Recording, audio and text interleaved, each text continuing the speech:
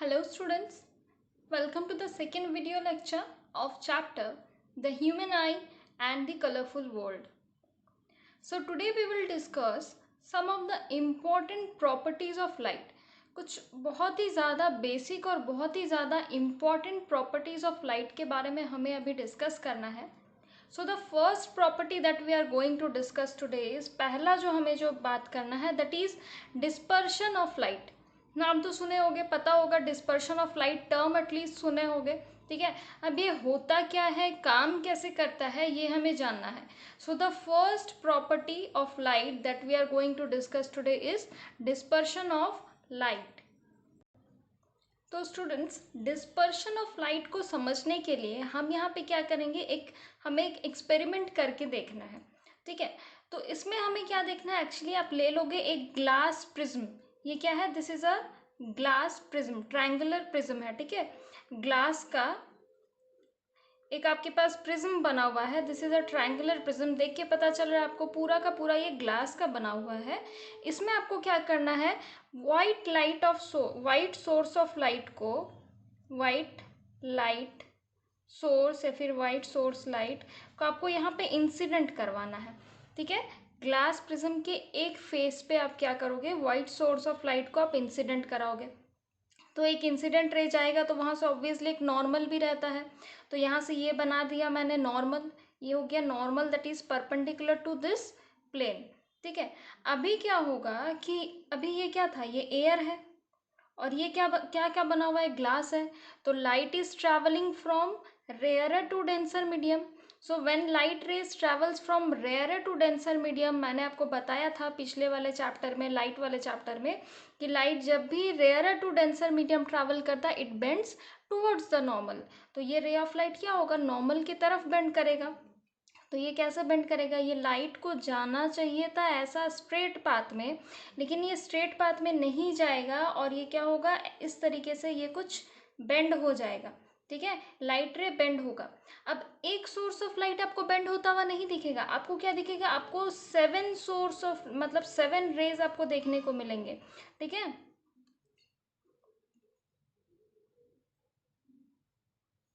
आपको इस तरह से बेंड होता हुआ आपको 7 कलर्स आपको देखने को मिलेगा.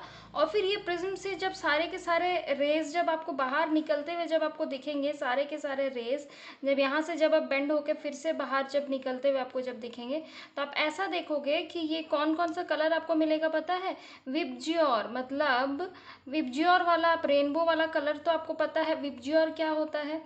This one is violet, indigo, ये सारा कलर आपको पता होगा. फिर भी बेसिक सा स्टूडेंट्स जान लो थोड़ा सा. रेनबो में आप काफ़ी बार देखोगे blue, B for blue, G for green, Y for yellow, O for orange and R for red. इस तरीके का हमें कलर देखने को मिलता है. मीन्स अगर एक ग्लास प्रिज्म में आप वाइट सोर्स ऑफ लाइट को इंसिडेंट कराते हो तो क्या होता है, वो ग्लास प्रिज्म उस वाइट सोर्स ऑफ लाइट में जो भी कंस्टिट्यूएंट कलर्स है, मीन्स ये वाइट लाइट क्या से बना हुआ था, ये सारे कलर का कॉम्बिनेशन था ये वाइट लाइट. तो ये सारे के सारे कलर्स क्या होते हैं, स्प्लिट हो जाते हैं, डिस्पर्स हो जाता है. एंड देन हमें क्या दिखता है, दूसरे वाले प्रिज्म के दूसरे फेस से जब आपको लाइट रेज बाहर आते हुए दिखेगा तो आपको क्या दिखेगा, ये विबज्योर वाला आपको पैटर्न, मतलब ये सारे 7 कलर्स आपको देखने को मिलेंगे. अब आप हमेशा क्या देखोगे, ये वाइट सोर्स ऑफ लाइट आपको विबज्योर हमेशा ऐसे ही नीचे से लिखा हुआ दिखेगा, यानी कि नीचे वाला कलर आपको हमेशा वायलेट ही मिलेगा और ऊपर वाला कलर आपको हमेशा रेड ही मिलेगा. ऐसा आप कभी नहीं देखोगे कि ऊपर वाला वायलेट और नीचे वाला रेड, ऐसा आप कभी नहीं देखोगे. ये सीक्वेंस आपको हमेशा हर एक सिचुएशन में आपको ये सीक्वेंस सेम देखने को मिलेगा. तो अब ये सिचुएशन सेम कैसे हो सकता है, ऐसा भी क्या है कि सिचुएशन हमेशा सेम है. देखो स्टूडेंट्स, हर एक लाइट का, लाइट सोर्स का, ठीक है, लाइट कलर्ड लाइट है ना, ये क्या है, कलर्ड लाइट है. ठीक है, तो कलर्ड लाइट सोर्स का इसका एक वेवलेंथ होता है. वेवलेंथ को हम डिनोट करते हैं क्या से, लैम्डा से डिनोट करते हैं. This is lambda. तो ये क्या है, wavelength of light source, coloured light source जो ये है उसका ये वेवलेंथ है. ठीक है, उसे हम डिनोट करते हैं लैम्डा से. तो यहाँ पे जितने सारे भी कलर्स लाइट का जो जितना भी कलर आ रहा है उसका क्या है, अलग अलग वेवलेंथ है ना। हर एक कलर लाइट का एक अलग अलग वेवलेंथ है। जैसे वॉयलेट का वेवलेंथ कुछ और होगा, इंडिगो का वेवलेंथ कुछ और होगा, ब्लू का कुछ होगा, एंड सो ऑन। सबके वेवलेंथ अलग अलग होते हैं। तो अब अगर आप समझोगे इसे अच्छी तरीके से तो क्या होता है, एक्चुअली रेड कलर जो रहता है, रेड लाइट जो रहता है, रेड कलर लाइट का, इसका वेवलेंथ क्या रहता है, इसका वेवलेंथ रहता है मैक्सिमम। और वायलेट कलर लाइट का क्या रहता है, वायलेट लाइट का अगर आप देखोगे तो इसका वेवलेंथ क्या रहता है, मिनिमम। मीन्स आप बोल सकते हो कि वायलेट कलर लाइट का वेवलेंथ सबसे कम रहता है कंपेयर टू ये सारा। देन वायलेट के बाद किसका नेक्स्ट कौन आता है, इंडिगो, नेक्स्ट आता है ब्लू, एंड सो ऑन। सबसे ज़्यादा वेवलेंथ किसका रहता है, मैंने बताया रेड कलर का। तो अब इसीलिए होता है कि वायलेट आपको हमेशा नीचे देखने को मिलता है। क्यों? जिसका वेवलेंथ सबसे ज़्यादा रहेगा स्टूडेंट्स, वो बेंड, वो लाइट रे बेंड उतना कम होगा। ये कम मैंने बताया, वो बेंड क्या होगा, उतना ही मिनिमम बेंड होगा। और जिसका वेवलेंथ जितना कम होगा, वेवलेंथ अगर कम है तो लाइट रे क्या होगा, बेंड उतना ज़्यादा होगा, उतना मैक्सिमम बेंड होगा। Is it clear? यहाँ तक देखो बहुत इजी सा था। हमने एक ग्लास प्रिज्म लिया, उसमें ऑब्लिकली एक रे ऑफ लाइट को इंसिडेंट कराया, वाइट सोर्स ऑफ लाइट को। तो वाइट सोर्स ऑफ लाइट हमें बेंड होता, मतलब स्प्लिट होके इतने सारे कंस्टिट्यूएंट कलर्स में हमें दिखे। अब हम जब देखते हैं, जितने बार भी हम सोर्स ऑफ लाइट को इंसिडेंट कराते हैं तो हमें यही पैटर्न देखने को मिलता है, ऐसा कि वायलेट वाला सबसे ज़्यादा बेंड होता हुआ दिखता है और रेड वाला बहुत मिनिमम, देखो यहाँ जाना चाहिए था और वो इतना सही बस बेंड हुआ है, बहुत कम बेंड होता हुआ हमें रेड कलर का लाइट दिखता है। तो ऐसा क्यों होता है? क्योंकि रेड लाइट का वेवलेंथ सबसे ज़्यादा रहता है, इसलिए वो सबसे कम बेंड होता है।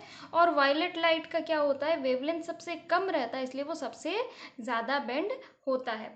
तो आप यहाँ से ये कह सकते हो कि वेवलेंथ ऑफ लाइट और बेंडिंग, अगर आप इन दोनों को अगर आपको कंपेयर करना होगा तो आप क्या, कितना कितना वेवलेंथ और कितना बेंडिंग होगा, तो आप बोल सकते हो दोनों क्या है, इन्वर्सली प्रोपोर्शनल है ना। इन्वर्सली प्रोपोर्शनल आप बोल सकते हो that these two are inversely proportional to each other, inversely proportional to each other, आप ऐसा बोल सकते हो। क्यों? क्योंकि ये बढ़ेगा तो ये घटेगा और ये बढ़ेगा तो ये घटेगा, अभी अभी हमने देख लिया। ठीक है। अभी एक और साइंटिस्ट, आप बहुत ही एक फेमस से साइंटिस्ट हमारे सर आइजैक न्यूटन, ठीक है, नाम तो पता ही होगा आपको। सर आइजैक न्यूटन ने एक एक्सपेरिमेंट किया था यही ग्लास प्रिज्म में रख करके, वो एक इसी पे बेस्ड एक उन्होंने एक्सपेरिमेंट किया था और एक्सपेरिमेंट का रिजल्ट उनको कुछ और मिला। तो वो एक्सपेरिमेंट एक्चुअली में था क्या और एक्सपेरिमेंट का रिजल्ट उनको किस तरीके का मिला, उससे हम क्या कंक्लूड कर सकते हैं, ये हमें अभी समझना है। ठीक है। अब इस वाले सेटअप को अच्छे से समझो स्टूडेंट्स। ठीक है। अभी हम क्या पढ़ रहे हैं कि सर आइजैक न्यूटन, ठीक है, आइजैक न्यूटन यानी कि न्यूटन जो अपने जो साइंटिस्ट हैं, ठीक है, उन्होंने कुछ एक्सपेरिमेंट किया था और जिससे हम कुछ कंक्लूड कर सकते हैं, वही हमें यहाँ पे समझना है। तो वो एक्सपेरिमेंट वो किए क्या थे, पहला तो वो एक प्रिज्म ले लिए इसी तरीके का, एक वो पहला दो प्रिज्म उन्होंने एक्चुअली लिया था। तो पहला प्रिज्म में उन्होंने यही चीज़ कराया था। क्या किया था उन्होंने कि एक वाइट लाइट को ऑब्लिकली फॉल कराया उन्होंने। एक वाइट सोर्स ऑफ लाइट आप ले लो, वाइट लाइट ले लो और उसे एक प्रिज्म के एक फेस पे उसे ऑब्लिकली फॉल कराओगे, तो वो लाइट रे को क्या जाना चाहिए था, ऐसे स्ट्रेट जाना चाहिए था। लेकिन वो रे ऑफ लाइट क्या होगा, कुछ एक सर्टेन, ये मान लो ये हो गया अगर नॉर्मल, तो वो लाइट रे को थोड़ा सा बेंड होना है ना, तो वो लाइट रे क्या होगा, बेंड होगा। सेवन सेवन कंस्टिट्यूएंट कलर्स में बेंड होंगे। तो मान लो जो लाइट रे जो बेंड हुआ, ये मान लो अपना वायलेट कलर बेंड हुआ और ये रेड कलर बेंड हुआ, और इसके बीच में बाकी सारे कलर्स मान लो है, यहाँ पे विबग्योर वाला इसके बीच का सारा कलर है। अभी उन्होंने क्या किया कि यही जो बेंड वाला जो लाइट, जो भी बेंड वाला जो लाइट जो आ रहा था, मतलब पहला प्रिज्म का जो भी आउटपुट हमें मिल रहा था, उसी आउटपुट को वो अब क्या कर रहे थे, उसी आउटपुट को वो अब सेकेंड प्रिज्म में अब वो इंसिडेंट करवा रहे थे। मतलब यही पहला प्रिज्म के आउटपुट को सेकेंड प्रिज्म में हम लोग फॉल करा रहे थे। मतलब उन्होंने ये एक्सपेरिमेंट एक्चुअली किया था, नॉट हम लोग। ठीक है। तो इसमें वो जब फॉल करा रहे थे तो उन्हें क्या देखने को मिला, अब इसमें जाने के बाद अभी लाइट सोर्स क्या होगा, फिर से कुछ बेंड होगा।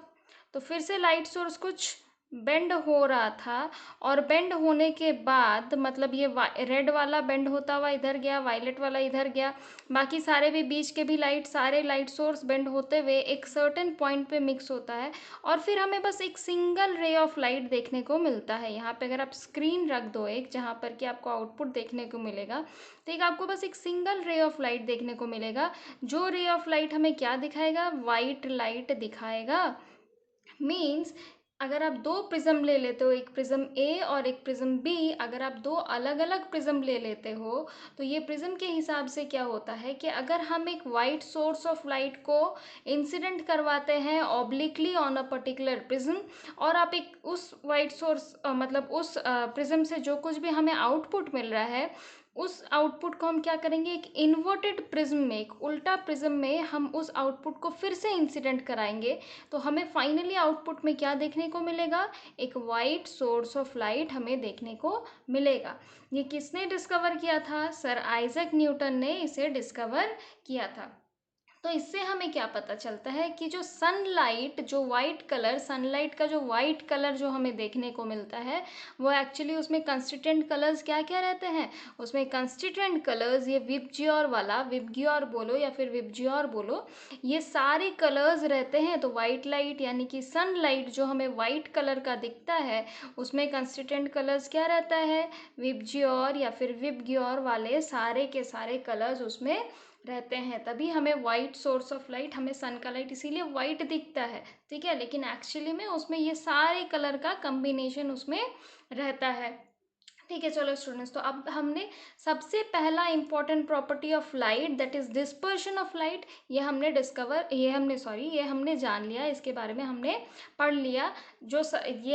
ये तो पहले था, और इसके बाद सर आइजैक न्यूटन ने इसे डिस्कवर किया था। अब हमें क्या पढ़ना है? सेकेंड, हमें जो नेक्स्ट जो प्रॉपर्टी ऑफ लाइट जो पढ़ना है, that is total internal reflection.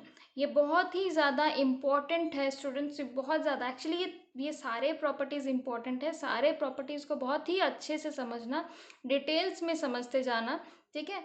You can go to the description box of this video lecture and you can access the notes from there also, ठीक है। अभी जो हम आपको कंसेप्ट जो कुछ भी बता रहे हैं स्टूडेंट्स, इसे अच्छे से समझते जाओ। तो डिस्पर्शन ऑफ लाइट तो आपको समझ आ गया। अब समझो टोटल इंटरनल रिफ्लेक्शन क्या होता है, ये भी बहुत इंपॉर्टेंट है स्टूडेंट्स, ध्यान से सुनना। चलो तो स्टूडेंट्स, अब हम बात कर लेते हैं टोटल इंटरनल रिफ्लेक्शन की। अच्छा, टोटल इंटरनल रिफ्लेक्शन को होने के लिए ये क्या है, एक स्पेशल प्रॉपर्टी है रिफ्रैक्शन का। ये क्या है? टोटल इंटरनल रिफ्लेक्शन क्या है? एक स्पेशल टाइप ऑफ रिफ्रैक्शन आप इसे बोल सकते हैं। स्पेशल रिफ्रैक्शन ही होता है एक्चुअली में यहाँ पे। टोटल इंटरनल रिफ्लेक्शन हम इसे कहते हैं, लेकिन एक्चुअली में यहाँ पे होता क्या है? रिफ्रैक्शन। लेकिन कैसे होता है ये समझो। मान लो इसका जो पहला कंडीशन होता है स्टूडेंट्स, एक्चुअली इसके दो कंडीशन रहते हैं। पहला कंडीशन आप जान लो टोटल इंटरनल रिफ्लेक्शन का। पहला condition, that light ray should travel from denser to rarer medium, from denser to rarer medium. This is the first condition for total internal reflection. Means अगर आप चाहते हो कि आपके सेटअप में टोटल इंटरनल रिफ्लेक्शन हो, तो आपको सबसे पहला तो ये करना होगा कि लाइट रे को आप कहाँ से कहाँ पास करवाओगे? रेयर टू डेंसर नहीं, बल्कि डेंसर टू रेयर मीडियम पास करवाओगे। तो हम समझ लेते हैं इसे। मान लो हमारे पास ये हो गया, इधर वाला मान लो ये ग्लास है, और इधर वाला मान लो एयर है। तो ऑब्वियसली ग्लास हो गया डेंसर मीडियम, और एयर हो गया अपना रेयरर मीडियम। तो लाइट रे को यहाँ से कहाँ पास करना होगा? Light ray will pass from denser to rarer medium, light ray को यहाँ पे पास करना है। तो मानो लाइट रे यहाँ से यहाँ इंसिडेंट हुआ सबसे पहले, क्योंकि ग्लास से जाएगा ना यार में डेंसर टू रेयरर, तो पहले ग्लास से इंसिडेंट हुआ यहाँ पे। तो अब जिस भी पॉइंट पे इंसिडेंट हुआ वहाँ से हम क्या कर लेंगे? एक नॉर्मल बना लेंगे। तो ठीक है, चलो बना लिया जाए एक परपेंडिकुलर, यानी कि एक हमने बना लिया, ये हो गया अपना नॉर्मल, ठीक है। अभी लाइट रे जब भी rarer to sorry denser to rarer medium जाता है तो लाइट रे को क्या होता है, it bends away from the normal, means denser to rarer medium जाने से वो नॉर्मल के तरफ नहीं बल्कि इसको जाना चाहिए था शायद इस पाथ में, लेकिन ये लाइट रे क्या हो जाएगा, बेंड होके किस पाथ में चल जाएगा, इस पाथ में। तो यहाँ पे एंगल ऑफ इंसिडेंस और एंगल ऑफ रिफ्रैक्शन कौन कौन सा है स्टूडेंट्स, ये वाला हो गया अपना एंगल ऑफ इंसिडेंस, और ये वाला नॉर्मल के साथ ये हो गया एंगल ऑफ रिफ्रैक्शन। हो गया ना ये एंगल ऑफ रिफ्रैक्शन, इजी सा था। अब मान लो आप इसी एंगल ऑफ इंसिडेंस को आप थोड़ा सा और बढ़ा देते हो। ऐसा समझो कि आपने क्या किया, एंगल ऑफ इंसिडेंस को थोड़ा सा और बढ़ा दिया, ऐसा समझ लो।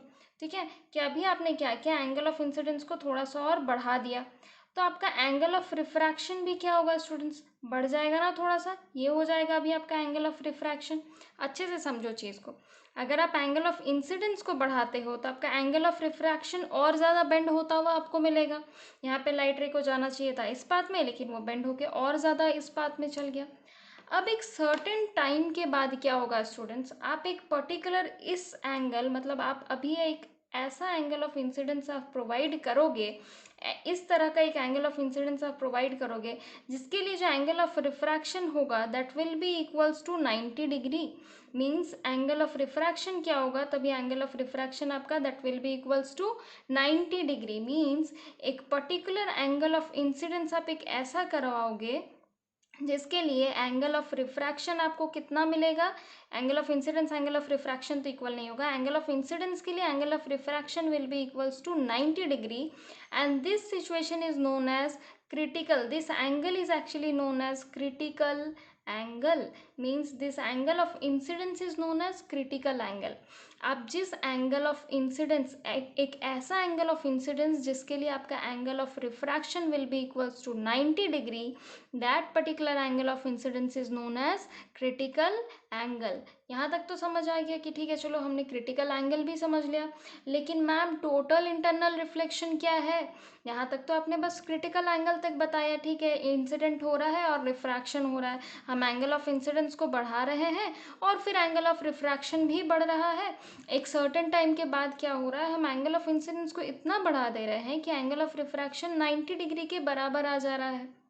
अब समझो स्टूडेंट्स, अब अगर आप एंगल ऑफ इंसिडेंस को इससे भी ज़्यादा बढ़ा दो, इससे भी ज़्यादा अगर आप एंगल ऑफ इंसिडेंस को बढ़ाते हो तो क्या होगा, अब अगर आप एंगल ऑफ इंसिडेंस यहाँ से करवाते हो तो ये क्या होगा, 90 डिग्री से भी ज़्यादा हो जाएगा ना angle of refraction, critical angle से भी, मतलब क्रिटिकल एंगल आपका एंगल ऑफ इंसिडेंस था जिसके लिए एंगल ऑफ रिफ्रैक्शन आपको मिला था 90 डिग्री, लेकिन आप एंगल ऑफ इंसिडेंस को क्या कर रहे हो, उससे भी ज़्यादा कर दे रहे हो, तो एंगल ऑफ रिफ्रैक्शन आपको क्या मिलेगा, ये होगा, ये हो जाएगा एंगल ऑफ रिफ्रैक्शन। तो यहाँ पे देखो स्टूडेंट्स, रिफ्रैक्शन हो रहा है क्या, अब देखो ग्लास पे ही इंसिडेंट हो रहा है और ग्लास से ही रिफ्लेक्शन हो रहा है, तो यहाँ पे क्या हो जा रहा है, ये रिफ्लेक्शन हो रहा है, रिफ्रैक्शन नहीं हो रहा है। मीन्स ये क्या हो रहा है, रिफ्रैक्शन, ये स्पेशल काइंड ऑफ रिफ्रैक्शन हो रहा है जब angle of incidence is greater than the critical angle. Means critical angle के लिए तो हमें 90 डिग्री मिल रहा था एंगल ऑफ रिफ्रैक्शन, लेकिन अभी तो 90 डिग्री से भी ज़्यादा हमें एंगल मिल रहा है ये वाला। ठीक है, और रिफ्लेक्शन हो जा रहा है, तो when angle of incidence is greater than the critical angle, तभी हमें क्या दिखता है, टोटल इंटरनल रिफ्लेक्शन देखने को मिलता है। तो पहला प्रॉपर्टी तो टोटल इंटरनल रिफ्लेक्शन का हम जान लिए थे कि क्या, लाइट रे को कहाँ से कहाँ पास होना है, light ray should pass from denser to rare medium. और सेकेंड वाला जो अपना प्रॉपर्टी है वो क्या कहता है स्टूडेंट्स, कि angle of incidence should be greater than, should be greater than the critical angle, critical angle से वो बड़ा होगा, तभी ही आपको क्या मिलेगा, तभी ही आपको यहाँ पे रिफ्लेक्शन होता हुआ दिखेगा, वरना तो रिफ्रैक्शन ही होगा। ठीक है, तो यहाँ तक हमें समझ आ गया कि टोटल इंटरनल रिफ्लेक्शन के दो प्रॉपर्टी क्या क्या होते हैं। ठीक है, तो टोटल इंटरनल रिफ्लेक्शन को आप डिफाइन कैसे कर सकते हो स्टूडेंट्स, कि जब angle of incidence critical angle, मतलब यही दोनों कंडीशन को कंबाइन करके आपको बोलना है। ठीक है, कि जब angle of incidence critical angle से बड़ा होता है और light ray denser to rare medium travel करता है, तभी क्या होता है, रिफ्रैक्शन होने के वजह क्या हो जाता है, रिफ्लेक्शन होता है, जो हमें यहाँ पे देखने को मिल रहा है। इसी को हम क्या कहते हैं, टोटल इंटरनल रिफ्लेक्शन। तो यहाँ पे हमें समझ आ गया टोटल इंटरनल रिफ्लेक्शन भी। अभी जो इसके बाद जो हमें जो पढ़ना है, that is scattering of light, that is scattering of light. Scattering of light एक तीसरा प्रॉपर्टी है स्टूडेंट्स। प्रॉपर्टी ऑफ लाइट जो हम पढ़ रहे हैं, फर्स्ट प्रॉपर्टी हमने क्या पढ़ा, dispersion of light. Second property हमने पढ़ लिया total internal reflection.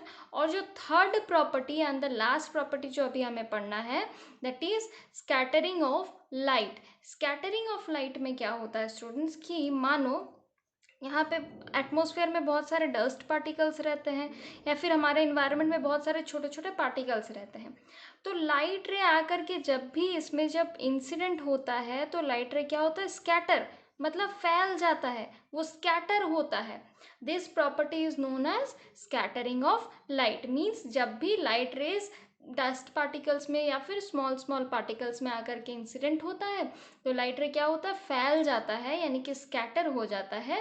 This property is known as scattering of light. तो अब हमने 3 अलग अलग प्रॉपर्टीज ऑफ लाइट के बारे में डिस्कस कर लिया, डिस्पर्शन, स्कैटरिंग और टोटल इंटरनल रिफ्लेक्शन। हमें ये तीनों चीज़ तो समझ आ गए।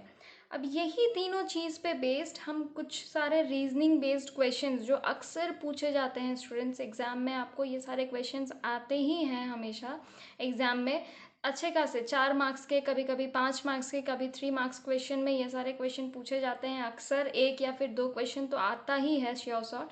तो आप ये सारे रीजनिंग बेस्ड क्वेश्चन को ध्यान से समझते जाओ, ठीक है। ये तीनों प्रॉपर्टी भी बहुत इंपॉर्टेंट था स्टूडेंट्स, इससे भी पूछे जाते हैं। तो जो हमें पहला जो हमें प्रॉपर्टी अभी हम डिस्कस, मतलब रीजनिंग बेस्ड सिचुएशन जो हमें डिस्कस करना है, that is rainbow formation. Rainbow बनता कैसे है, रेनबो में हमें वो जो विब्जियोर यानी कि वो जो पैटर्न जो हमें देखने को मिलता है, that is dispersion of light वाला, वो हमें कैसे देखने को मिलता है ये हम समझ लेते हैं, ठीक है। तो ऐसा समझो कि ये है कोई वाटर ड्रॉपलेट, मैंने बहुत बड़ा सा एक वाटर ड्रॉपलेट बना दिया। तो ये है मान लो कोई एक वाटर ड्रॉपलेट, बारिश होता है तो वाटर ड्रॉपलेट आता है एटमॉस्फेयर में, या फिर नीचे ज़मीन पे कहीं पे भी वाटर ड्रॉपलेट रहता है। अगर बारिश नहीं भी होता है तो बहुत सारे वाटर सोर्सेज है स्टूडेंट्स, कभी किसी लेक में, किसी पॉन्ड में, किसी रिवर में, ये सारे में भी हो सकता है, ठीक है। तो बस वाटर का प्रेजेंट होना ज़रूरी है। तो मान लो ये एक कोई वाटर ड्रॉपलेट है, इस वाटर ड्रॉपलेट पे अगर कोई वाइट लाइट सोर्स इंसिडेंट होता है, अब ये वाइट लाइट इंसिडेंट कहाँ से होगा, ऑब्वियसली सनलाइट तो वाइट ही होता है ना, तो वाइट लाइट इसमें इंसिडेंट होता है। अच्छा ये क्या है, एयर है, ये क्या है, वाटर ड्रॉपलेट है, और इधर भी क्या है, इधर भी है अपना एयर, ये भी हो गया एयर, ठीक है। तो वाइट लाइट अगर इस पे इंसिडेंट होगा, तो वो जो प्रिज्म वाला जो मैंने आपको बताया ना अभी थोड़ी देर पहले, डिस्पर्शन ऑफ लाइट में, कि उसमें क्या होता है, क्या होता है, लाइट रेज क्या होते हैं, डिस्पर्स हो जाते हैं। सेम चीज़ यहाँ पे होगा स्टूडेंट्स, इस पॉइंट पे क्या होगा, डिस्पर्शन होने लगेगा। मीन्स लाइट रेज को जाना चाहिए था ऐसे, लेकिन वो क्या हो जाएगा, वो डिस्पर्स हो जाएगा इनटू 7 कलर्स, ठीक है। तो 7 कलर्स में हम डिस्पर्स कर लेते हैं इसको, ठीक है। तो लाइट रेज क्या हो गए, सारे के सारे लाइट रेज यहाँ पे डिस्पर्स हो गए। मीन्स अगर आप देखोगे इसको ध्यान से, तो आपको यहाँ देखने को मिलेगा कि ये वायलेट है, ये इंडिगो है, ये रेड है, सॉरी ब्लू है, और ये विबग्योर वाला पैटर्न हमें देखने को मिल गया, ठीक है। तो ऐसा हमें देखने को मिलेगा। अब क्या होगा, अब रेनबो हमेशा हमें रोज रोज रेनबो देखने को नहीं मिलता है स्टूडेंट्स। रेनबो क्या है, एक स्पेशल वाला एक फेनोमेना है, या फिर एक स्पेशल सिचुएशन आप इसे बोल सकते हो। जब क्या होता है, ये रे ऑफ लाइट जब इस पे जब इंसिडेंट हुआ, मतलब जब एक वाटर ड्रॉपलेट पे इंसिडेंट हुआ और वो डिस्पर्स हो गया, यहाँ तक तो ठीक है। लेकिन जब यहाँ पे जब टोटल इंटरनल रिफ्लेक्शन होगा, तब हमें देखने को मिलेगा ये rainbow. Total internal reflection means angle of incidence, मतलब एक पर्टिकुलर ऐसा एंगल से ये अभी रिफ्लेक्ट बैक करेगा एज इफ के angle of incidence is greater than critical angle. Means total internal reflection होगा स्टूडेंट्स के कहाँ पे, यहाँ पे, मतलब ये सारे एंगल में, ये सारे एंगल पे अभी क्या होगा, टोटल इंटरनल रिफ्लेक्शन होगा, टोटल इंटरनल रिफ्लेक्शन होगा। तो टोटल इंटरनल रिफ्लेक्शन में क्या होता है, लाइट रे रिफ्रैक्ट होके बाहर तो नहीं जाएगा ना, एक मीडियम से दूसरे मीडियम में नहीं जाता, अभी अभी मैंने आपको बताया। टोटल इंटरनल रिफ्लेक्शन जब भी होता है तो लाइट रे एक जगह से, मतलब एक मीडियम से दूसरे मीडियम में नहीं जाता, बल्कि सेम मीडियम में वो रिफ्लेक्ट बैक हो जाता है।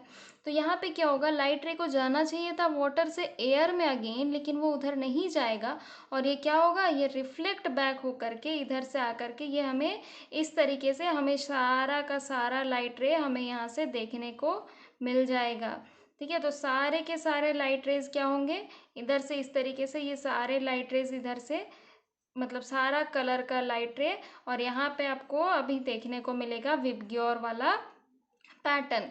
तो इसी तरीके से टोटल इंटरनल रिफ्लेक्शन भी होता है यहाँ रेनबो के केस में, और यहाँ पे क्या हो रहा है, यहाँ पे डिस्पर्शन भी होता हुआ आपको दिख रहा है, यहाँ पे हो रहा है ना डिस्पर्शन, तभी तो हो रहा है, ये सारे कलर्स में, कंस्टिट्यूएंट कलर्स में स्प्रेड हो रहा है, और यहाँ पे आपको देखने को मिल जाएगा विबग्योर वाला पैटर्न। तो तभी हमें यहाँ पे क्या देखने को मिलेगा, रेनबो फॉर्मेशन होता हुआ दिखेगा। अभी रेनबो फॉर्मेशन के लिए एक और जो बहुत इंपॉर्टेंट सी चीज़ है स्टूडेंट्स, मानो यहाँ पे है आपका सन, ठीक है, यहाँ पे है अगर आपका सन, तो आपको कहाँ पे रहना है, आपको यहाँ पे रह करके आपको देखना है, तभी आप रेनबो, आपके आई, आपका आई किधर होना चाहिए, इधर होना चाहिए, तभी आप रेनबो को देख पाओगे। अगर आपका आई मानो अगर यहाँ पे रहेगा तो क्या होगा, आपको सिर्फ सन का ब्राइटनेस देखने को मिलेगा स्टूडेंट्स, और सन के ब्राइटनेस के वजह से यहाँ पे आपको टोटल इंटरनल रिफ्लेक्शन होता हुआ नहीं दिखेगा, और यहाँ पे आप रेनबो नहीं देख पाओगे। जबकि यहाँ पे जब आप सन के ऑपोजिट आप फेस किए हुए हो, इधर सन है, सन से ऑपोजिट, सन की तरफ फेस नहीं किए हो, सन के ऑपोजिट फेस करके जब आप खड़े हो, तब आपको रेनबो देखने को मिलेगा। इज इट क्लियर स्टूडेंट्स कि रेनबो देखने का, रेनबो फॉर्मेशन कैसे होता है, रेनबो में डिस्पर्शन भी होती है और टोटल इंटरनल रिफ्लेक्शन भी होता है। मीन्स एक बार तो सारा कलर स्प्रेड हो गया सारे कंस्टिट्यूएंट कलर्स में, और यहाँ पे क्या होता है, एक special case total internal reflection means angle of incidence is greater than the critical angle, तभी ये सारा क्या हो रहा है, रिफ्रैक्ट बैक होके बाहर नहीं जा रहा है, जबकि रिफ्लेक्ट हो जा रहा है, यहाँ से ये जा रहा है गया और इधर से रिफ्लेक्ट बैक होकर के आ रहा है, और हमें यहाँ पे क्या हो रहा है, सारा का सारा कलर्स देखने को मिल जा रहा है। चलो अब हम अपना next reasoning based question, reasoning based situation अब हम डिस्कस कर लेते हैं। फिर से मैं याद दिला दूँ स्टूडेंट्स, ये सारे रीजनिंग बेस्ड सिचुएशंस बहुत बहुत इंपॉर्टेंट है, आपके एनसीईआरटी के एक्सरसाइज क्वेश्चंस में भी आपको मिल जाएंगे, और एग्जाम में तो ये हमेशा पूछे ही जाते हैं, किसी भी साल का क्वेश्चन पेपर देख लो, ये हर साल पूछा जाता है कुछ ना कुछ रीजनिंग बेस्ड क्वेश्चन। तो इस वीडियो लेक्चर को बहुत ध्यान से देखो लास्ट तक, ज़रूर से आपको यहाँ से अच्छे खासे नंबर आ जाएंगे, एक दो क्वेश्चन तो यहाँ से आना ही है, तो ध्यान से देख लो, और वो भी लॉन्ग क्वेश्चन, ठीक है। चलो तो अब नेक्स्ट जो अपना सिचुएशन है वो वाला बात कर लेते हैं। ठीक है स्टूडेंट्स, अब हम ये वाला सिचुएशन समझ लेते हैं। यहाँ पे क्या बताया गया है आपको, any heavenly body appear slightly raised from its actual position. Means कोई भी हेवनली बॉडी आप देख लो, चाहे वो स्टार्स रहे चाहे वो प्लैनेट्स रहे, वो अपने एक्चुअल पोजीशन से थोड़े से रेज्ड हमें दिखते हैं हमेशा।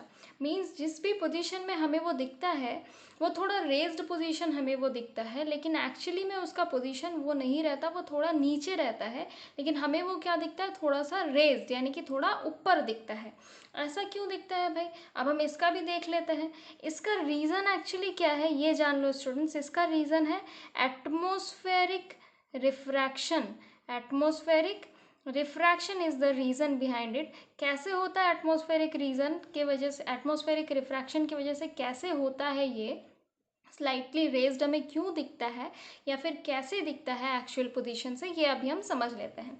मान लो ये है आपका अर्थ, हम सब अर्थ में ही रहते हैं, तो ये हो गया अपना अर्थ, और अर्थ के चारों ओर एक एटमॉस्फेयर रहेगा ना स्टूडेंट्स। तो मान लो ये हो गया हमारे अर्थ के चारों ओर का एटमॉस्फेयर। अभी एटमॉस्फेयर कैसा होता है स्टूडेंट्स? एटमॉस्फेयर में बहुत तरह तरह के गैसेस प्रेजेंट है, बहुत सारे डस्ट पार्टिकल प्रेजेंट है, और जो एटमॉस्फेयर में जो गैसेस प्रेजेंट है वो दो तरह के रहेंगे, या फिर जो एयर प्रेजेंट है वो दो तरह का रहेगा। एक तो रहेगा वार्म एयर और एक रहेगा कोल्ड एयर। तो जो वार्म वाला जो एयर रहेगा वो कहाँ पे रहेगा? वो रहेगा ऊपर की तरफ, है ना, वार्म एयर है तो वो कहाँ रहेगा? ऊपर। ऊपर रहेगा वार्म एयर, और नीचे यानी कि इधर मानो ये दो पार्ट्स में हो जाएगा। वार्म एयर रहेगा ऊपर, एटमॉस्फेयर में ही दो अलग अलग लेयर, ठीक है, वार्म एयर ऊपर और कोल्ड एयर रहेगा नीचे। तो कोल्ड एयर यानी कि क्या रहेगा स्टूडेंट्स? कोल्ड एयर ज़्यादा डेंसर रहेगा ना, means this one is the denser medium and this one is the rarer medium. Warm air है वो ज़्यादा फ्रीली मूव कर पाएगा, तो वार्म एयर क्या रहेगा? Rarer medium. और एटमॉस्फेयर में ये कोल्ड एयर वाला पार्टीशन क्या हो जाएगा? This one will be denser medium. और यहाँ पे बहुत सारे छोटे छोटे डस्ट पार्टिकल्स तो है ही है, वो सारा तो प्रेजेंट है ही है पूरा का पूरा एटमॉस्फेयर में अपना। अब मानो कोई भी यहाँ पे एक कोई हेवनली बॉडी है जिसका एक्चुअल पोजीशन है ये, ठीक है, हेवनली बॉडी का एक्चुअल पोजीशन मान लो ये है जो मैंने यहाँ पे बता दिया, ठीक है, ये हो गया इसका एक्चुअल पोजीशन अपने हेवनली बॉडी का। अब इससे कोई भी हेवनली बॉडी है तो उससे सोर्स ऑफ लाइट तो आएगा ही आएगा अपने एटमॉस्फेयर से, मतलब वहाँ से होकर के अपने एटमॉस्फेयर में वो सोर्स ऑफ लाइट आएगा, वो यहाँ से यहाँ तक तो आ जाएगा, ठीक है। अभी ये वाला मीडियम क्या है? रेयरर है ना, ये मीडियम क्या है? ऊपर वाला मीडियम रेयरर है और ये वाला मीडियम क्या है? डेंसर है। तो यूं समझ लो कि ये वाला जो मैंने जो बताया, मान लो ये हो गया एक नॉर्मल, यहाँ से मैंने एक बना लिया नॉर्मल। तो अभी जब भी लाइट सोर्स जब यहाँ से ऐसे जब स्ट्रेट जब आ रहा है तो रेयरर टू डेंसर मीडियम जा रहा है ना, तो रेयरर टू डेंसर मीडियम जब भी लाइट रे जाता है तो वो क्या होता है? It bends towards the normal, वो नॉर्मल के तरफ बेंड होगा ना। तो अगर वो नॉर्मल की तरफ बेंड होगा तो वो किस तरीके से बेंड होगा? इसको जाना चाहिए था कुछ इस तरीके से स्ट्रेट, लेकिन वो कैसे जाएगा? वो कुछ नॉर्मल के तरफ, क्योंकि यहाँ से ये क्या हो रहा है? हल्का सा बेंड होगा, ठीक है, ये है ना नॉर्मल, ये मैंने बना दिया ये नॉर्मल, तो ये नॉर्मल की तरफ हल्का सा बेंड होगा। अब बेंड होने की वजह से क्या होता है? अब जब हम जहाँ अर्थ में है हमें ये किस तरीके से दिखेगा? ठीक है, ये बेंड होता हुआ हम तक पहुँचेगा। यहाँ पे मानो आप खड़े हो, ठीक है, ये आप हो यहाँ पे, और आपको ये इस तरीके से यहाँ पे ये लाइट रे आपको ऐसा दिख रहा है, ठीक है। तो यहाँ पे ये जो बेंड होता हुआ आया, तो अब हम यहाँ से जब समझेंगे, हम कैसा समझेंगे कि ये लाइट रे तो कहाँ से आया था? ये ऐसा स्ट्रेट लाइन, हम इसे ऐसा एज्यूम कर लेंगे ना, ऐसा स्ट्रेट लाइन की ऐसे इधर से बेंड हुआ है, तो ये तो ऐसा स्ट्रेट गया होगा, स्ट्रेट आप इसे समझोगे, स्ट्रेट गया होगा तो ये क्या हो जाएगा? हमें हेवनली बॉडी कहाँ दिखेगा? यहाँ पे, जबकि इसका एक्चुअल पोजीशन कहाँ है? थोड़ा नीचे, लेकिन हमें दिखेगा यहाँ पे।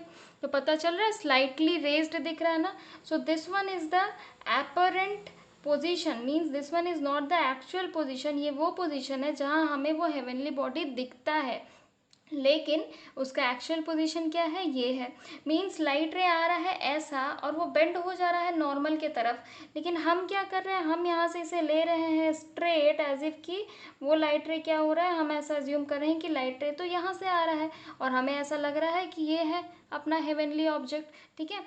तो रेयरर टू, देखो एटमॉस्फेरिक रिफ्रैक्शन यहाँ पे हो रहा है ना, एटमॉस्फेयर में डेंसर और रेयरर मीडियम दोनों प्रेजेंस होने की वजह से यहाँ पे एटमॉस्फेयर में ही क्या हो रहा है? रिफ्रैक्शन हो रहा है। मीन्स लाइट रे क्या हो रहा है? नॉर्मल के तरफ बेंड हो रहा है, और इसीलिए हमें दिख रहा है कि वो हेवनली बॉडी क्या है? स्लाइटली रेज्ड है। समझ आ गया ना ये वाला सिचुएशन भी। बात कर लेते हैं अब अपना नेक्स्ट सिचुएशन। वो क्या है कि हमें हमेशा क्या दिखता है? 2 मिनट्स अर्ली सनराइज आपको दिखता है और 2 मिनट्स डिलेड सनसेट आपको दिखता है, ठीक है। 2 मिनट्स आपको अर्ली सनराइज देखने को मिलता है, ठीक है, और आपको 2 मिनट्स आपको डिलेड सनसेट भी आपको देखने को मिलता है। डिलेड सनसेट भी हम देखते हैं। तो इसके पीछे का रीज़न क्या है, इसे अब हम समझ लेते हैं कि हमें 2 मिनट पहले सनराइज़ और 2 मिनट बाद तक हमें सनसेट ऐसा क्यों देखने को मिलता है, ठीक है। मतलब टोटल हमें क्या होता है? 4 मिनट सन पहले दिखता है, मतलब ज़्यादा देर तक हमें सन ज़्यादा देर तक दिखता है। मतलब सन एक्चुअली में रहता है 4 मिनट कम ड्यूरेशन तक, लेकिन हमें ऐसा दिखता है कि सन हमें और ज़्यादा 4 मिनट एक्स्ट्रा दिखता है, 4 मिनट का हमें बेनिफिट हो जाता है। कैसे? 2 मिनट पहले से सन दिखने लगता है और 2 मिनट बाद तक दिखता है, यानी कि टोटल 4 मिनट हुए ना। तो ये कैसे होता है ये समझ लो। मान लो इसका भी रीज़न है स्टूडेंट्स एटमॉस्फेरिक रिफ्रैक्शन ही। कैसे होता है ये समझ लो। मान लो है ये अपना अर्थ, ठीक है, अर्थ है और अर्थ के ऊपर आप यहाँ पे खड़े हो, ऐसा समझ लो, ठीक है। अर्थ के ऊपर आप यहाँ पे खड़े हो, यहाँ मान लो है कोई बहुत बड़ा सा एक बिल्डिंग, ये है एक बिल्डिंग, और वैसा ही समझ लो कि आपका यहाँ पे भी एक कोई बिल्डिंग है। ऑब्वियसली सन तो हमें एकदम से नहीं ना दिखेगा, वो किसी बिल्डिंग से या फिर किसी माउंटेन से निकल के आता हुआ हमें दिखता है। तो मान लो यहाँ कोई माउंटेन था या फिर बिल्डिंग था और यहाँ पे भी कोई ऊंचा सा एक कोई बिल्डिंग है और आप खड़े हो यहाँ पे अर्थ पे, ठीक है। अभी क्या होगा, सन एक्चुअली में मान लो सन का पोजीशन एक्चुअली में अभी कहाँ है, यहाँ पे है। ये एक्चुअल पोजीशन सन का कहाँ है, यहाँ पे है, ऐसा आप समझ लो। सन मानो ये है ईस्ट डायरेक्शन और ये है अपना वेस्ट डायरेक्शन। तो सनराइज के टाइम पे सन हमें कहाँ से, ईस्ट से आता हुआ दिखेगा। अभी हम पहले बात कर लेते हैं सनराइज की। तो सन कहाँ से आता हुआ दिखेगा, ईस्ट से हमें आता हुआ दिखेगा। तो ईस्ट के टाइम मतलब यहाँ पे मानो सन का एक्चुअल पोजीशन है, लेकिन ड्यू टू एटमॉस्फेरिक रिफ्रैक्शन, जब आप एटमॉस्फेरिक रिफ्रैक्शन सेम है ना जो मैंने बताया अभी अभी आपको कि एटमॉस्फेरिक रिफ्रैक्शन की वजह से क्या होता है, कोई भी हेवनली बॉडी हमें हल्का सा स्लाइटली रेज्ड दिखता है देन इट्स एक्चुअल पोजीशन। उसके एक्चुअल पोजीशन से हमें वो हल्का सा स्लाइटली रेज्ड दिखता है, तो उसका एक्चुअल पोजीशन ये है। लेकिन जब हम इसे यहाँ से देखने का कोशिश करेंगे तो ये हमें यहाँ नहीं दिखेगा, बल्कि कहाँ दिखेगा, ये हमें दिखेगा यहाँ पे। आपको सन कहाँ पे दिखेगा, आपको सन दिखेगा यहाँ पे, कि एज इफ कि आपका सन कहाँ पे है, यहाँ पे, ऐसा दिखेगा। यानी कि 2 मिनट आपको पहले से दिखने लगेगा। सन का एक्चुअल पोजीशन है ये, this one is the actual position and this one is the apparent position, ठीक है। ये क्या है, एपरेंट पोजीशन है। लेकिन अभी हमें सन यहाँ पे दिख रहा है, ठीक है, तो हमें 2 मिनट सन तो अभी दिखने की बात ही नहीं है ना, सन तो बिल्डिंग के पीछे छुपा हुआ है, हमें तो दिखेगा ही नहीं। लेकिन हमें दिखने लगता है, देखो आप यहाँ से देखोगे तो आपको दिखेगा क्या, सन आपको नहीं दिखेगा। यहाँ पे आप सीधा देखोगे तो आपको सन यहाँ से नहीं दिखेगा, सन तो अभी भी छुपा ही हुआ है ना। सन जब थोड़ा सा आगे निकल के आएगा तभी आपको दिखेगा। लेकिन हमें सन यहाँ पे तब भी दिखने लगता है क्योंकि सन का पोजीशन हमें यहाँ दिखने लगता है। Is it clear? अभी क्या होता है, ये तो हो गया सनराइज के टाइम का। अभी वेस्ट के टाइम में ये था सनराइज का बात मैंने कर लिया। अभी समझ लो सनसेट के टाइम पे क्या होता है। सेम टाइप का होता है स्टूडेंट सनसेट के टाइम में भी। सनसेट के टाइम में जब सन आपका पहुंच गया होता है इस पोजीशन तक, मीन सन का एक्चुअल पोजीशन है ये, तो हमें रेज यहाँ से हमें सन दिखेगा क्या, आप यहाँ से ऐसे देखोगे तो आपको सन दिखेगा क्या, सीधा देखोगे ऐसे तो नहीं दिखेगा ना आपको सन, ऐसे यहाँ से नहीं दिख रहा है सीधा, ठीक है। तो आपको सन यहाँ से नहीं दिख रहा है, आप यहाँ पे खड़े हो स्टूडेंट, ठीक है, आपको यहाँ से सन नहीं दिख रहा है। लेकिन आपको क्या दिखेगा कि अब मतलब एक्चुअली में दिखने की बात नहीं है सन, मीन्स क्योंकि सन का एक्चुअल पोजीशन है ये, मीन्स सन का आपको सन नहीं दिख रहा है, मीन्स आपको सन का एक्चुअल पोजीशन आपको सन का नहीं पता चल रहा है। और आपको ऐसा लग रहा है कि आपको सन अभी भी स्लाइटली रेज दिखेगा बिकॉज ऑफ एटमॉस्फेरिक रिफ्रैक्शन। आपको सन कहाँ दिखेगा, यहाँ पे, मीन्स यहाँ से तो आप इजीली देख सकते हो सन को, तो आपको सन दिखेगा यहाँ पे, और बिकॉज ऑफ एटमॉस्फेरिक रिफ्रैक्शन वो थोड़ा सा स्लाइटली रेज्ड दिख रहा है और आप उसे इजीली देख पा रहे हो। तो यहाँ पे देखो हमें 2 मिनट का फायदा हो गया। सन जब नहीं दिखने का बात था तब हमें दिख रहा था क्योंकि हम तो देख रहे थे यहाँ, वो तो बिल्डिंग से छुपा हुआ था सन, और यहाँ पे भी बिल्डिंग से जब छुप गया था सन, लेकिन हम तब भी उसे देख पा रहे हैं यहाँ पे। तो हमें 2 मिनट एक्स्ट्रा सन दिखता है ड्यूरिंग सनराइज और 2 मिनट एक्स्ट्रा दिखता है सन ड्यूरिंग सनसेट। तो टोटल हमें 4 मिनट्स का प्रॉफिट हो जाता है, 4 मिनट एक्स्ट्रा हमें सन देखने को मिलता है। दोनों ही केस में सनराइज और सनसेट दोनों ही केस में हमें 4 मिनट एक्स्ट्रा, मतलब दोनों ही टोटल हमें 4 मिनट एक्स्ट्रा सन देखने को मिलता है। अब बात कर लेते हैं अपना नेक्स्ट रीजनिंग बेस्ड सिचुएशन का। तो अब समझ लो स्टूडेंट्स अपना नेक्स्ट सिचुएशन में क्या बताया गया है कि stars twinkle and planets don't, mean stars हमें टिमटिमाते हुए दिखते हैं लेकिन प्लैनेट्स हमें टिमटिमाता हुआ नहीं दिखता है। जबकि प्लैनेट्स का तो खुद का लाइट होता ही नहीं है, वो तो दूसरे सोर्स ऑफ लाइट से वो हमें वो रिफ्लेक्ट करता है और तभी हमें प्लैनेट्स दिखता है। लेकिन स्टार्स के तो खुद के लाइट होते हैं ना। स्टार्स क्या है, सन है, वो शायद स्टार्स शायद प्लैनेट से भी बड़े बड़े हैं कुछ कुछ, लेकिन फिर भी स्टार्स हमें टिमटिमाता हुआ दिखता है, ट्विंकल करता हुआ दिखता है, और प्लैनेट्स हमें ट्विंकल करते हुए नहीं दिखते हैं। इसका रीज़न क्या है? अब यहाँ पे भी सेम समझ लो स्टूडेंट्स, ये हो गया आपका अर्थ और ये हो गया हमारा अर्थ का एटमॉस्फेयर। यहाँ पे वही सेम रेयरर मीडियम है और डेंसर मीडियम है, ये दोनों ही यहाँ पे प्रेजेंट है। अब मान लो स्टार क्या रहता है, एक्चुअली हमसे बहुत ज़्यादा दूर में रहता है, ये तो सही है ना, स्टार हमसे क्या रहता है, बहुत ज़्यादा दूर में रहता है, जबकि प्लैनेट्स क्या है, हमारे सामने में रहते हैं। तो स्टार्स हमें छोटे दिखते हैं और प्लैनेट क्या दिखता है, हमें बड़ा दिखता है। लेकिन वो तो ठीक है, चलो स्टार्स तब भी ट्विंकल करता हुआ नहीं दिखता। क्यों दिखता है, मतलब स्टार्स छोटा तो है, यहाँ तक तो मैम समझ आ गया, लेकिन तब भी ट्विंकल क्यों करेगा भाई? तो अभी ट्विंकल क्यों करता है, ये इसे अच्छे से समझो। स्टार्स क्या एक छोटा सा पॉइंट जैसा हमें दिखता है, यानी कि उससे क्या होता है, एक पॉइंट सोर्स ऑफ लाइट आता है। स्टार से क्या होता है, एक पॉइंट सोर्स ऑफ लाइट आता है यहाँ पे। और ये बिकॉज ऑफ एटमोस्फेरिक रिफ्रैक्शन क्या होता है, हमें बार बार यहाँ पे क्या एयर प्रेजेंट है ना, जैसे कि आप कभी भी देखोगे आपके आगे अगर आग जल रहा होगा, अगर फायर जल रहा होगा, मानो यहाँ पे फायर अगर जल रहा है, तो फायर जलने की वजह से फायर के बिहाइंड में, दूर फायर के उल्टे साइड में जो खड़ा है, जो बैठा है, वो आपको कैसे धुंधला धुंधला सा आपको दिखता होगा, ठीक है, एज इफ कि उसका पोजीशन शेक हो रहा है, इस टाइप का आपको दिखता होगा, धुंधला तो नहीं, शेक होता हुआ दिखेगा। वैसे ही क्या होता है, इससे बस एक सोर्स ऑफ लाइट आता है, और यहाँ पे क्या है, वार्म एयर, कोल्ड एयर, हर तरह का एयर यहाँ पे प्रेजेंट है। तो एयर की वजह से क्या होता है, कंटिन्यूसली यहाँ पे एटमॉस्फेरिक रिफ्रैक्शन होता हुआ दिखता है।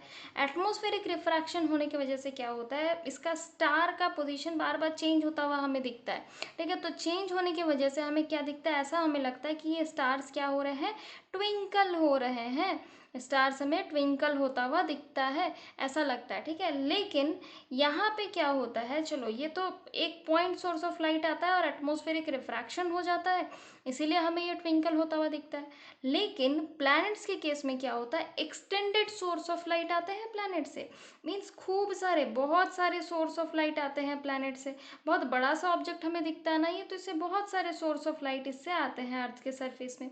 तो मानो कुछ कुछ लाइट ऑफ सोर्स, अगर मानो ये भी हो जाता है एटमॉस्फेरिक रिफ्रैक्शन की वजह से, अगर कुछ कुछ लाइट ऑफ सोर्स अगर वो टिमटिमाता हुआ दिखता भी है, 50 अगर कैंसिल भी हो जाता है, तो बाकी के तो लाइट ऑफ सोर्स तो यहाँ पे रह रहे हैं ना, बस एक ही लाइट सोर्स तो नहीं आ रहा है ना। तो इसीलिए प्लैनेट्स हमें ट्विंकल करता हुआ नहीं दिखता है, प्लैनेट्स हमें क्लियरली दिख जाता है। लेकिन एटमॉस्फेरिक रिफ्रैक्शन होने के बाद भी चूंकि प्लैनेट से इतने सारे सोर्स ऑफ लाइट आते हैं, तो प्लैनेट्स हमें अच्छे तरीके से दिख जाता है, लेकिन स्टार्स हमें ट्विंकल करता हुआ दिखता है। तो चलो अब बात कर लेते हैं नेक्स्ट रीजनिंग बेस्ड सिचुएशन की। अब ये वाला सिचुएशन में हमें क्या बताया गया स्टूडेंट्स, की स्काई अपियर्स ब्लू। स्काई हमें ब्लू क्यों दिखता है, ठीक है। तो ये हो गया अपना अर्थ, हमने फिर से ले लिया, और ये हो गया अर्थ के चारों तरफ का एटमॉस्फेयर, ठीक है, अर्थ के चारों तरफ का एटमॉस्फेयर यहाँ पे हो गया। और मान लो यहाँ पे है अपना सन, मान लो यहाँ पे है अपना सन, तो सन से तो खूब सारे सोर्स ऑफ लाइट आ रहे होंगे, वाइट लाइट आ रहा होगा सन से, ठीक है। तो ये सारे source of light, white source of light जब यहाँ तक आ रहा होगा, तो क्या होगा, अर्थ में आ करके ये क्या होगा, सारे अलग अलग बहुत सारे पार्टिकल से ये टकराएगा, ठीक है। बहुत सारे पार्टिकल्स, क्योंकि अर्थ के एटमॉस्फेयर में क्या है, ये बहुत सारे पार्टिकल्स हैं, छोटे छोटे छोटे छोटे बहुत सारे पार्टिकल्स हैं। तो बहुत सारे पार्टिकल से जब वो टकराएगा तो क्या होगा, स्कैटरिंग होगा। तो अभी जब सन से जो ये लाइट जो सारा जो आता है, ये सन से हमें वाइट लाइट देखने को तो मिलता है, लेकिन एक्चुअली में वो क्या रहता है, सारे लाइट्स का कम्बिनेशन रहता है, यानी कि विबग्योर वाला पूरा लाइट आता है। इधर मान लो ये आ रहा है वायलेट, और ये आएगा रेड, मतलब इसके बीच में सारे बाकी सारा इंडिगो, ब्लू, ये सारा कुछ कलर्स इसके बीच में सारा कलर रहेगा, ठीक है। तो सारे लाइट सोर्स अर्थ तक आते हैं, ठीक है। तो क्या होता है, ये विबग्योर जब अर्थ तक पहुंच रहा होता है, तो यहाँ पे बहुत सारे, इतने सारे छोटे छोटे जो टाइनी पार्टिकल्स जो रहते हैं, वही सारे टाइनी पार्टिकल्स, ये सारे यहाँ के टाइनी पार्टिकल्स के वजह से क्या होता है, यहाँ पे भी बाहर में भी बहुत सारे टाइनी पार्टिकल्स प्रेजेंट है स्टूडेंट्स।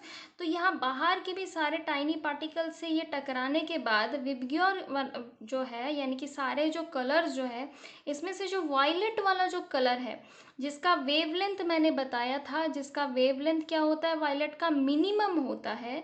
तो वेवलेंथ मिनिमम होने की वजह से क्या होता है, ये जल्दी चटक जाता है कलर, यानी कि ये क्या होता है, जल्दी स्कैटर हो जाता है कलर। तो वायलेट कलर या फिर ब्लू कलर या फिर इंडिगो कलर, मतलब वायलेट, इंडिगो, ब्लू, ये तीनों ही तो ब्लू के कैटेगरी में आ जाते हैं ना। तो ये तीनों कलर क्या हो जाते हैं, पूरे के पूरे स्काई में ये छटक जाता है ये सारा कलर। और हम तक कौन सा कलर पहुंच पाता है, सिर्फ और सिर्फ रेड कलर पहुंच पाता है। मीन्स रेड, ऑरेंज, येलो, ये सारा कलर हम तक पहुंच पाता है। तो ये क्या होता है, ये ब्लू वाला पार्ट, यानी कि वायलेट, इंडिगो और ब्लू, ये तीनों ही एटमॉस्फेयर में छटक जाते हैं। बिकॉज ऑफ मिनिमम वेवलेंथ ये छटक जाता है स्काई में। और स्काई हमें यहाँ पे है ना अपना स्काई, तो स्काई में ये छटक जाने की वजह से क्या होगा, स्काई हमें कैसा दिखेगा, ब्लू दिखेगा। लेकिन रेड और ऑरेंज और येलो, ये तीनों कलर क्या है, टकराने के बाद भी ये छटकता भी है तो बहुत कम छटकता है। क्यों? क्योंकि इन सब के वेवलेंथ क्या होते हैं, ज़्यादा होते हैं। तो ये अर्थ तक पहुँच जाता है। और इसीलिए सन हमें किस तरह का दिखता है, सन हमें थोड़ा रेडिश या फिर ऑरेंजिस या फिर येलो कलर का, इसी तरह का हमें सन दिखता है। तो सन का कलर हमें किस लिए दिखता है, क्योंकि सन से हमें उसी तरह का रेड कलर का, ऑरेंज, येलो, उसी वही सारा लाइट आता हुआ मिलता है। इसीलिए सन का कलर हमें थोड़ा ऑरेंज, येलो, रेड इसी तरह का देखने को मिलता है। लेकिन स्काई में ही पहले ही ये ब्लू वाला पार्ट, विबग्योर का ब्लू वाला, मतलब वायलेट, इंडिगो और ब्लू, ये तीनों ही छटक के रहते हैं। इसलिए स्काई हमें कैसा दिखता है, ब्लू कलर का हमें दिखता है। अब एक और रीजनिंग बेस्ड क्वेश्चन समझ लो, सिचुएशन समझ लो स्टूडेंट, लास्ट है ये। सन अपीयर्स रेड ड्यूरिंग, सन हमें रेड दिखता है कब, ड्यूरिंग सनराइज एंड सनसेट। सन हमें सनराइज और सनसेट के टाइम में क्या कलर का दिखता है, रेड कलर का दिखता है। ऐसा क्यों दिखता है भाई, सनराइज और सनसेट के टाइम पे रेड क्यों दिखता है, इसका भी क्या रीज़न है, फिर से समझ लो। ये मानो है अपना अर्थ, ये मानो है अर्थ, और ये समझ लो है अपना अर्थ का एटमोसफेयर। ये क्या है, अर्थ का एटमोसफेयर। ये था अर्थ और ये हो गया अर्थ का एटमोसफेयर। मानो यहाँ पे है एक बार सन, और यहाँ पे है सन, और यहाँ पे है सन। ये समझ लो ईस्ट डायरेक्शन है, ये समझ लो वेस्ट डायरेक्शन है, और ये नून का टाइम है। ये कौन सा टाइम है, नून का टाइम है। यानी कि कब होगा, सनराइज ईस्ट से होगा। तो हम पहले ईस्ट का टाइम देख लेते हैं, यानी कि सनराइज के टाइम पे क्या होता है ये देख लेते हैं। सनराइज के टाइम पे सन जब यहाँ पे है तो उसे डिस्टेंस टोटल कितना ट्रैवल करना पड़ रहा है, एटमॉस्फेयर का इतना ज़्यादा डिस्टेंस ट्रैवल करना पड़ रहा है। यहाँ पे सनसेट के टाइम में भी उसे एटमॉस्फेयर का कितना डिस्टेंस ट्रैवल करना पड़ रहा है, इतना डिस्टेंस ट्रैवल करना पड़ रहा है। सन रेज को अर्थ तक पहुँचने के लिए कितना डिस्टेंस ट्रैवल करना पड़ रहा है, इतना।